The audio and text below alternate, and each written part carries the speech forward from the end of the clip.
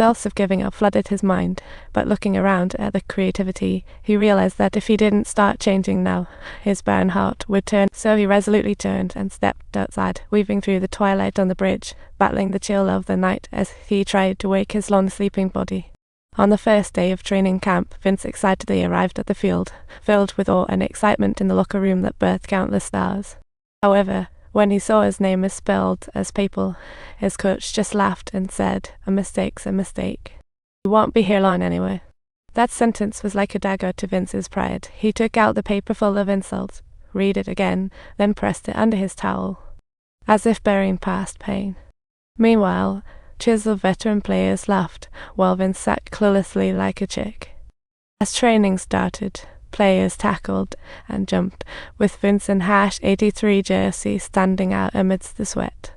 His dedication was off the charts. Every contested ball he gave it his all. Every sprint to the sideline he put in 100%. But soon as over-the-top effort rubbed him, the coach intervened. It only intensified his teammates' resentment, and in the next practice, he got slammed by a vet. Even back in the locker room, he couldn't escape the relentless mockery, which heavily implied that he was too old. Staying in the team would just hold everyone back, and the other players shot him unfriendly glares. When assigning dorms, nobody wanted to share with him, but Jenna's special gift brought him solace. That day, a player stumbled upon the humiliating note left by Vince's wife, and during practice, Vince got slammed again, leading to instant mockery from, "Your wife's right, you're useless." Vince's anger surged, but the house-sized giant knocked him down easily. The gap in strength forced him to endure the bullying, and a week flew by with the first wave of cuts being announced, leaving Vince a lonely warrior to pack his bags. Like a prisoner awaiting his ultimate verdict. Meanwhile, the bar's TV broadcast sports news. Surprisingly, Vince survived the first cut, though temporarily. This cheered his friends. As training advanced, focus shifted to speed and agility. Vince in heavy armor couldn't compete with veterans.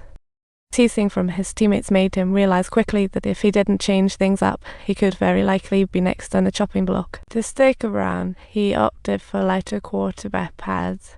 For Vince, surviving was more important than winning any game. Sure enough, Vince's performance improved significantly in the next training, neck and neck with some top players. But during contact drills, he struggled because the lightweight pads often left him in pain from the hits. He could only grit his teeth and bear it. Late at night, Vince started wrapping bandages around his waist to ease the pain, trying to find comfort in his own way. At that moment, he saw the off-duty coach notice the persistent player, nodding, as if saying, "Keep going." Meanwhile, countless workers were protesting in the streets of the city as Vince returned to the bar where he used to work. Jenny cooked him chicken soup for health. To thank her, Vince invited her to dinner tomorrow, as she agreed happily. But this scene annoyed Johnny across the way. "You think a newcomer will return from New York to hang out with us? Try to turn yourself into a dog. We're simply having a chat. Do you have any issues?" When all this is over, nothing's left like us. Vince couldn't figure out why Johnny was always picking on him. Next day, post-practice, Vince rushed to the restaurant. She only dreamed of romance, but Vince said that right now all he wanted to focus on was his losses, which made Jenny very upset, and she found an excuse to leave. Seen as a loser by his ex, Vince was afraid to date. Had rather return to work at the bar after heartbreak.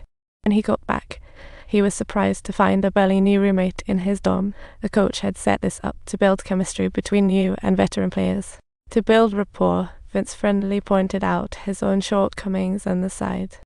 Unexpectedly, his good intentions annoyed the roommate who, despite having a fiery temper, didn't actually harbor any genuine malice towards Vince.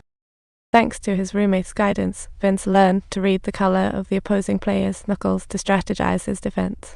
His persistence was like a puppy wagging its tail, boosting team energy, helping him dodge layoffs repeatedly. Just as everything seemed to improve, the preseason brought the team a 6-game losing streak nightmare. Such dismal record lost fans' faith and forced the coach to consider more cuts. To make matters worse, Vince's performance on the field clearly declined, putting unprecedented pressure on him. The night before cuts, Vince told his dad, "If I get cut tomorrow, I'm going back to the bar." However, his father's response left him, "Without a doubt, this is the most breathtaking sight we have ever witnessed." Vince had been scared out of his wits by life's pressures, enduring silently, but reality told him that mere endurance and perseverance wouldn't carve out. If he simply drifted along, he might struggle to get even the slightest opportunity. Meanwhile, the coaching staff was debating the cuts, and all the assistants unanimously agreed to let Vince go. Seeing the head coach hesitate, an assistant spoke up, thinking Vince's teamwork lacked, saying they must win first, then reconsider Vince's return.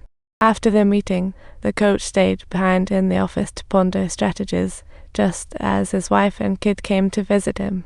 When she found out that her husband was deeply troubled over Vince's staying or leaving, her words were akin to a gentle breeze that instantly cleared his mind.